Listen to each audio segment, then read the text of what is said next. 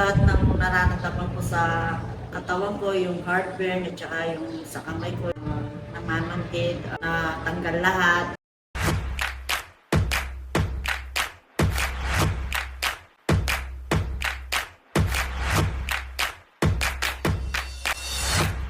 Mona Canelo, 51 years old.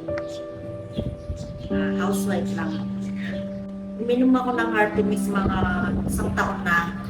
Na-discover ko yung Artemix sa yung boss ng Mr. ko.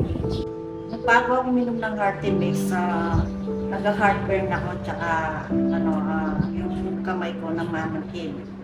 Naninigas yung kamay ko pag namamanhid. Tapos hindi ko magalaw. Hindi ako makatulog, sobrang sakit. Nung nakainom na ako ng Artemix, kumaan yung pagkaramdam ko. Lahat ng nararamdaman ko sa kamay ko, tsaka yung heartburn, natanggal.